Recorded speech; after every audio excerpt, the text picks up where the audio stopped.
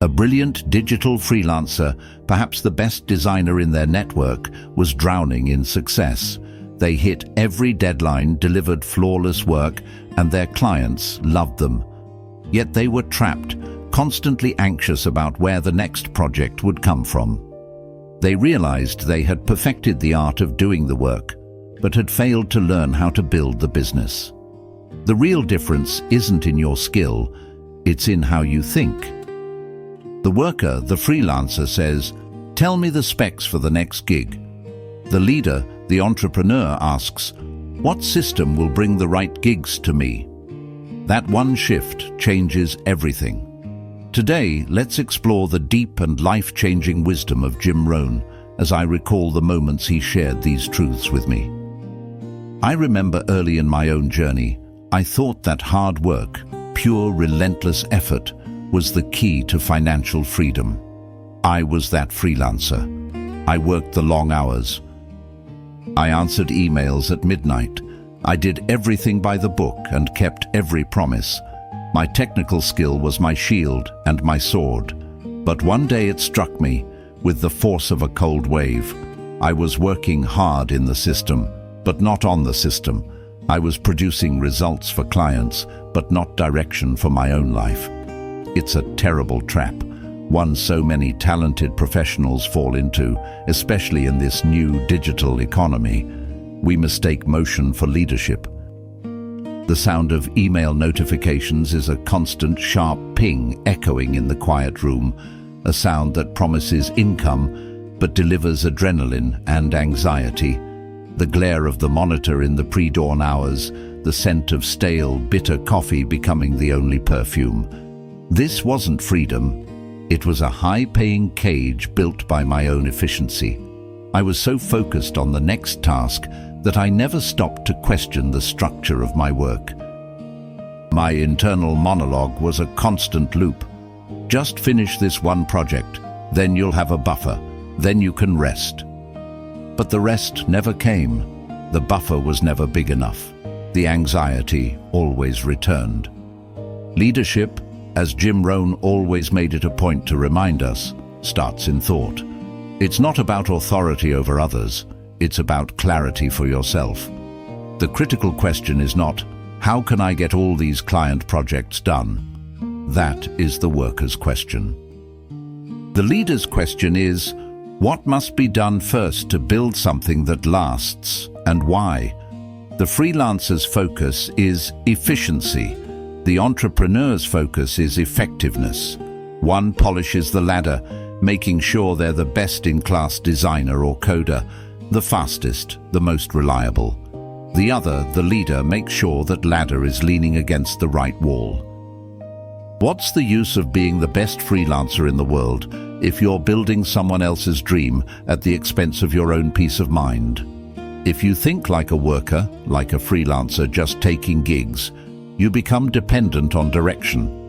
You wait for the brief, the assignment, the instructions. You live in a reactive state, your income tied directly to the hours you can physically bill. You are, in essence, an employee without a salary, a soldier waiting for orders. But when you begin to think like a leader, like an entrepreneur, you generate your own direction. You set the tone, you define the priorities. You carry the vision for your brand, your business, your future in your mind, long before anyone else sees it on a web page. That, my friends, is where true responsibility begins. Not just responsibility for performance on a task, but responsibility for your purpose. The freelancer says, I delivered the project. The entrepreneur asks, did this project move me closer to my ultimate goal? Did it build an asset? Did it improve a system? Or was it just motion? That single difference in mindset separates a career of management from a life of movement. Anyone can work hard. Anyone can learn a high-income skill, but not everyone can think hard. Thinking requires space. It demands reflection. It takes the courage to question the very model you're operating on. It means looking beyond the comfort of the next paid task and asking, what is the point of all this effort? When you start thinking like a leader, you begin to own the results, not just the routines. You stop blaming the market, the algorithm, or the clients, and you start shaping the conditions. You stop waiting for opportunity and you start building it. The worker sees their part, the leader sees the whole. This is the simplest, most profound way to describe the difference in vision. When you think like a freelancer, your world shrinks to the space of your assignment. You focus on your code, your design, your article. Your universe is the Adobe suite or the code editor. You judge your performance by what's right in front of you. Did the client approve the mock-up? Was the code bug-free? But when you start to think like a leader, you lift your eyes. You force yourself to zoom out. You begin to see how your one project connects to the client's entire business. You start asking why they need this design. What is their quarterly goal? How does this campaign fit into their annual strategy? You see how one decision here, a choice of color, a line of code, affects 10 results over there in their sales department. You start seeing the entire web, not just the single thread. This perspective, this vision, is what creates purpose. Without perspective, even good, high-paying work can feel hollow and meaningless. That's why so many talented entrepreneurs and creators burn out. They are incredibly busy, drowning in tasks, but they can't see where their daily effort fits into the larger picture. It's like spending your life painting a fence meticulously with the finest brush and the most expensive paint, without ever realizing it surrounds a beautiful garden. You're so proud of the fence, but you've never tasted the fruit. A leader, an entrepreneur, understands the context. Every piece of content, every client interaction, every system contributes to a larger mission. The leader sees the flow of things, not just the fragments. While the worker asks, "What's my job today?" the leader asks, "How does my job serve the mission?" I once watched two content creators. When asked what they were doing, one said, "I'm making a video to catch the algorithm. I need to use this trending audio and this exact hook." The other said, "I'm building a library of wisdom for a generation. I'm creating an asset that will serve people long after this trend is dead." Same task, same tools, but entirely different minds. One saw labor, the other saw legacy. That is what happens when you see the bigger picture. You attach meaning to the motion, and meaning changes performance. When people, including yourself, understand why something matters, they work with more care, more consistency, more pride. The freelancer is the first bricklayer focused on the brick. I am laying bricks. The entrepreneur is the second. I am building a cathedral. The worker who sees the whole picture is no longer just a worker. They are a leader in the making. They start suggesting improvements. They start innovating. They stop being a pair of hands and start being a mind. This vision, this ability to see the cathedral, is what separates the 50 an hour freelancer from the 50,000 a month business owner. The first sells a task. The second sells a vision, an outcome. They don't just deliver a logo, they deliver a brand identity that solves a strategic business problem. This requires you to look up from the screen, to ask bigger questions, to understand the world around your task. Most people chase goals, few pursue growth. This is one of the sharpest divides between the freelancer mindset and the leaders. The worker, the freelancer, thinks in terms of completion. Getting the project done. Checking it off, meeting the deadline, sending the invoice. The psychology is based on relief. Thank goodness that's over. The leader, the entrepreneur, thinks in terms of capacity, becoming better, stronger, wiser through the doing. The psychology is based on investment. What did I learn? How can I leverage this? For the worker, the finish line, getting paid, is the goal. For the leader, the finish line is just the beginning of the next race, but now with greater strength, a new testimonial, a refined system. Every project, every challenge, every difficult client carries two rewards. The first is what you get from it, the payment. The second is what you become from it.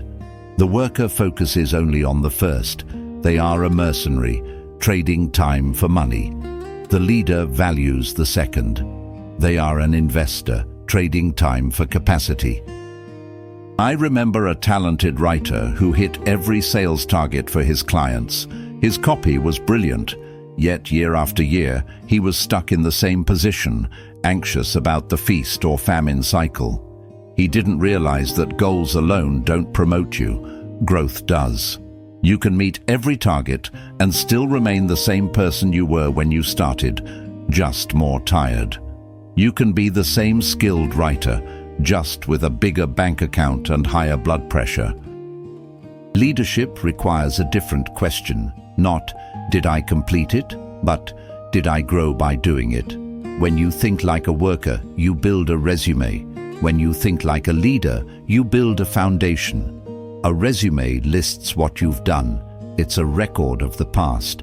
A foundation supports what you can do next. It's a platform for the future, and only growth creates that foundation. Every goal should stretch you beyond comfort. That's what makes it valuable. Easy goals create effort. Hard goals create evolution. The freelancer asks, can I get this done on time? The entrepreneur asks, what will this project demand of me to become? Growth doesn't always come from success. Often, it comes from struggle. The worker sees a failed project or a lost client as a setback, a personal failure.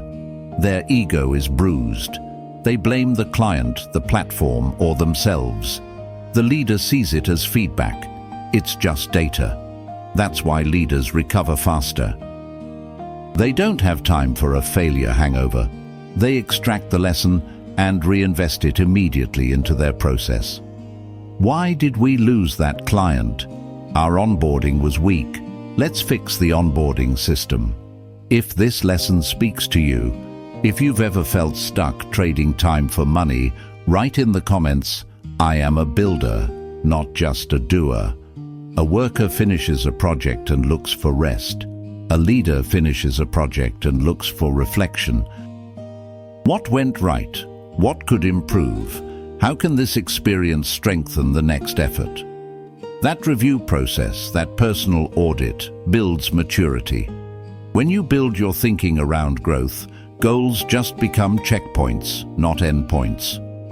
You start to measure progress not by trophies or income, but by transformation. You become more patient, more consistent, more strategic. It is the compound interest of leadership, and what you achieve will always follow who you become. If you focus only on the goal, you might hit it once. If you focus on growth, you'll hit every goal that's aligned with your development. Real leadership, real entrepreneurship, isn't handed out with a business license. It's earned through example.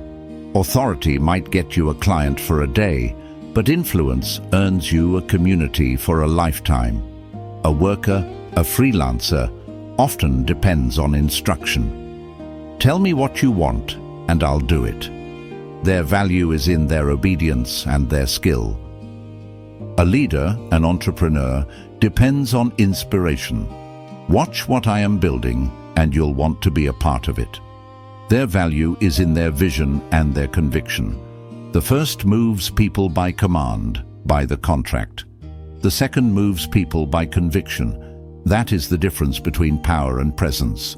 When clients follow a contract, they do only what's required. They are a transaction. When they follow a person, a leader they trust, they often go beyond what's required. They become partners. They send referrals without being asked. They offer grace when a mistake happens. Influence multiplies effort. It creates willing energy instead of obedient energy. I've seen managers in agencies try to push productivity through pressure and endless spreadsheets. But that never lasts. People burn out. But when someone leads by example, steady, disciplined, trustworthy, generous with their insights, others begin to mirror that standard naturally. Trust is the foundation of all influence, especially in the digital age. Your online reputation is your currency. Without trust, your brand collapses. You can't fake consistency. You can't pretend reliability. Over time, people always spot the difference between a performer and a person of principle. A leader's word means something because their actions prove it. They keep promises, they meet deadlines, they honor standards, especially when no one is watching.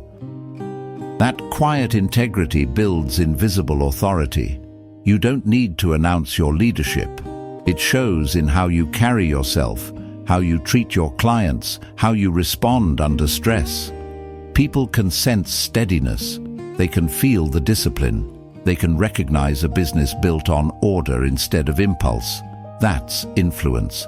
It begins with credibility, it grows with consistency, and it endures through character. Titles can be assigned overnight. You can call yourself a CEO tomorrow. But influence must be built, day by day, tweet by tweet, email by email. The worker asks, "Who's in charge here? Who do I report to?" The leader asks, "How can I help move this forward? How can I add value beyond the contract?" When that mindset takes hold, people naturally start looking to that person for guidance. Influence also comes from service. The more value you bring outside the scope of the paid task, the more weight your words carry. Leadership is not about controlling people, it's about contributing to them. Don't overlook this. People don't remember every pixel you pushed, but they remember how they felt working with you. Influence is emotional trust built on a foundation of rational consistency. Be firm but fair. Be strong but kind. It's not about being perfect. It's about being predictable in your principles. When you lead through character, you don't have to convince people. They volunteer their followership. Workers think in tasks. Leaders think in systems. That single difference determines whether your success becomes a rare event or a predictable habit.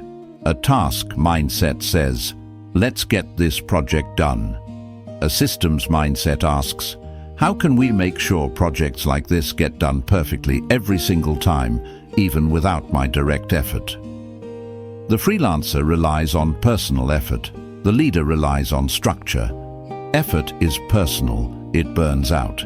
You only have 24 hours in a day. Systems are transferable. They scale. Systems are your first employee, the one that works 24/7 and never complains. I once told a young man struggling with his new agency, "Don't just fix the problem with the client, fix the process that caused it. If you only fix the problem, you'll meet it again next week. If you fix the process, your client onboarding, your communication flow, your feedback rounds, you prevent it from returning." That is how leaders multiply results without multiplying stress. You see, systems make success repeatable. They capture discipline in a design. They remove randomness from performance. While a worker focuses on doing their best, a leader focuses on designing conditions that bring out everyone's best. The farmer doesn't go out each morning hoping the soil will cooperate. He builds a system, plowing, planting, watering, harvesting. Good results become predictable. The worker, the freelancer, often works harder and harder because their lack of systems doesn't support them. They are reinventing the wheel on every project. They are typing the same email for the 10th time. The leader works smarter by shaping the system to support everyone. That's why good entrepreneurs spend more time planning and refining than reacting and repairing. Effort alone creates short-term results. Systems create sustainable ones. Every hour spent building a process saves 10 hours of correction later.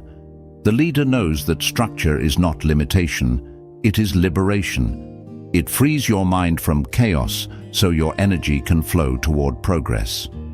When you think in systems, you start to notice cause and effect everywhere.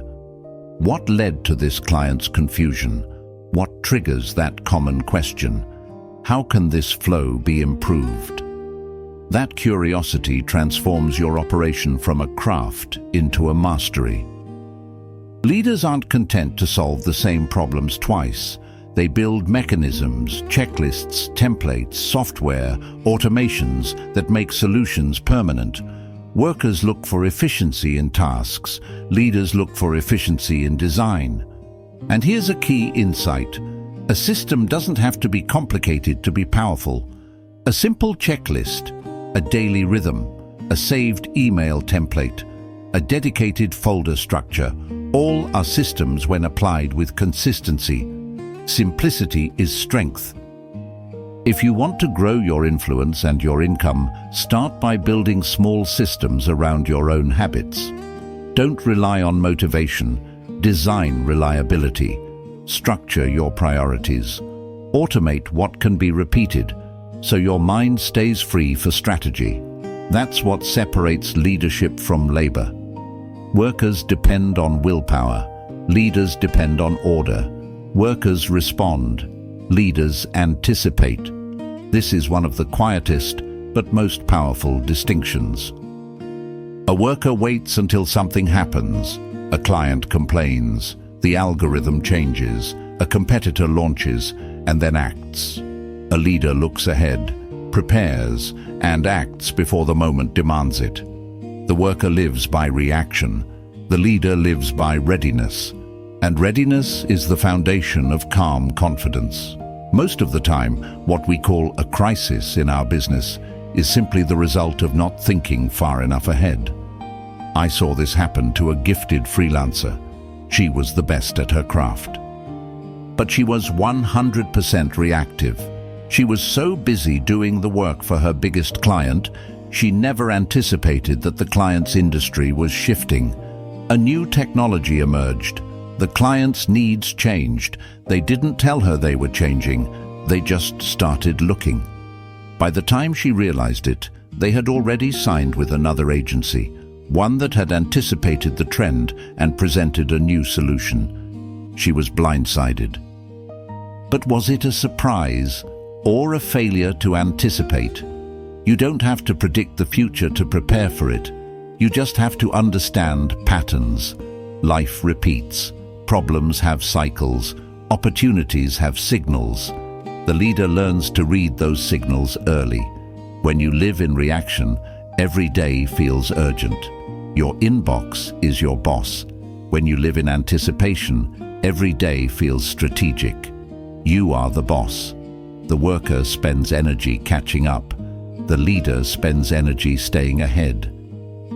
The first survives the day. The second shapes the day. Planning is not just a tool for efficiency, it's an act of leadership. It tells the world, I take responsibility for what's coming, not just what's here. Think about a chess player.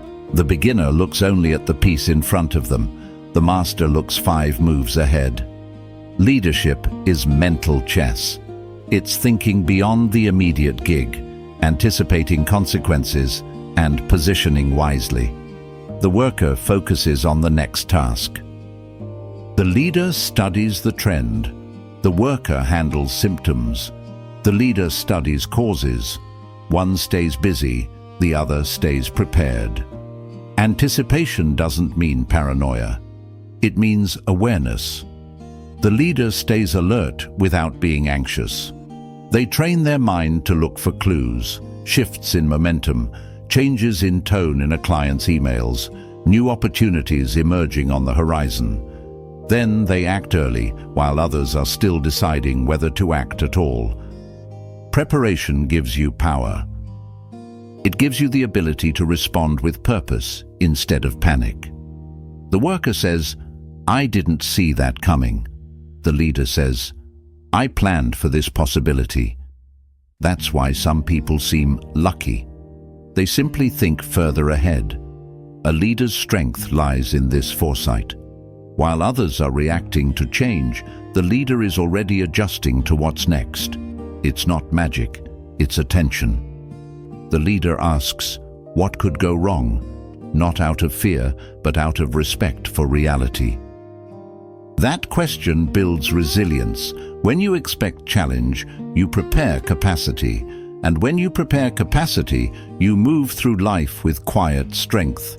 Workers wait for instructions. Leaders create options. Before anyone can lead a business, they must first learn to lead themselves. It's impossible to inspire discipline in a team if you live without it. It's impossible to earn respect from the market if you don't respect your own commitments. Self-leadership is the starting point of all real entrepreneurship. Workers and many freelancers often wait for external motivation. They rely on deadlines, client pressure, and the fear of a low bank account to keep them moving. Their action is triggered by pain. Leaders operate from internal direction. They live by personal standards, not imposed ones. Their action is triggered by purpose. They don't need to be watched to perform well because they've learned to watch themselves. As my friend Jim Rohn used to point out, personal discipline builds that invisible strength. It shows up in the smallest details: punctuality, preparation, consistency. These seem simple, but they form the core of credibility. If you can't manage the little things in your own life, your morning routine, your focus, your commitments, you'll never manage the big things in a business. You can't guide a company if you lose control under stress. Calm is a leader's currency. The ability to stay centered when the notifications are piling up and the client is panicked, that earns trust faster than any title ever could. I've met many people who want to lead, who want to be entrepreneurs, but few who want to prepare themselves for leadership. They want the influence, but not the inner order. But influence without order creates confusion, not confidence. Leading yourself first means mastering your habits before you try to manage people or projects. The worker says, when I'm successful, I'll be more disciplined. When I have more time, I'll get organized. The leader says, I will become disciplined so I am ready to be successful. I will get organized to create more time. That's the difference between waiting for position and preparing for responsibility. Self-leadership begins in your daily routine, your morning, your schedule, your follow-through. They all reveal your readiness for more. Every promise you keep to yourself builds strength. Every excuse you accept weakens it. Over time, those small decisions form your leadership reputation long before anyone calls you a leader. Priorities matter. Workers often let urgency dictate their actions. The tyranny of the urgent rules their day. Leaders organize by importance. They know what deserves attention and what can wait. They understand that focus is a form of respect for themselves and for their purpose. A leader's first job is clarity. What do you stand for? What do you expect of yourself? If those answers aren't clear, others will never know how to follow you. People don't follow confusion, they follow conviction.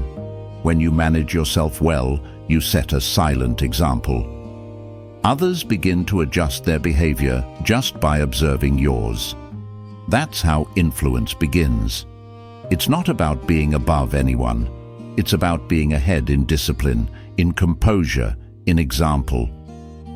It's not authority that earns followers. It's integrity. There comes a moment when every serious person faces this choice to keep thinking like a worker or begin thinking like a leader. That moment is the shift. It doesn't always happen with a loud announcement. Sometimes it happens quietly, in the middle of an ordinary day, when you finally realize that doing more isn't the same as becoming more. The worker's life is measured by motion. The leader's life is measured by direction. The worker says, I'm busy. The leader says, I'm building. One fills time, the other fulfills purpose. Leadership isn't about escaping labor. It's about elevating it. It's about trading repetition for refinement. The worker asks, "How can I get this done?" The leader asks, "How can this be done better, smarter, stronger, or by a system, so I am free to do what only I can do?" That's not laziness. That's leverage. When your thinking shifts, your results multiply. You stop measuring effort by hours and start measuring progress by outcomes. You realize the goal isn't to do it all, but to make sure it all gets done well. This shift moves you from reaction to creation. You no longer wait for circumstances, you design them. You stop letting conditions dictate your effort. You decide the terms of engagement, the structure of your priorities, the rhythm of your growth. That, my friends, is the power of perspective. It's the shift from labor to leverage, from activity to achievement, from execution to evolution. The worker says, "Someone should fix this." The leader says, "I'll start improving it." The worker asks, "Who will guide me?" The leader asks, "How can I guide myself?" The worker says, "I'll do my part." The leader says, "I'll help others do theirs." That is the transformation from dependence to direction. And make no mistake, this shift doesn't happen overnight. It takes reflection, humility, and practice. You'll still have days where you think like a worker, focused on what's urgent. But the more you train your mind toward vision, growth, influence, systems, anticipation, and self-leadership, the more often you will operate from leadership instinct instead of worker reaction. Eventually, your entire approach changes. You stop chasing approval and start building results. You stop counting hours and start counting impact. You stop asking, "What do I get?" and start asking, "What do I become?" That is when leadership becomes a lifestyle, not an act you perform, but a way you think. Leaders are not born, they are built. Built by thought, by choice, by habit. Built by trading motion for meaning and reaction for responsibility. I'm grateful you spent this time reflecting on Jim Rohn's teachings with me. Let them guide your growth. If this resonated with you, subscribe for more transformative content, like if this inspired you, and comment below with your favorite takeaway.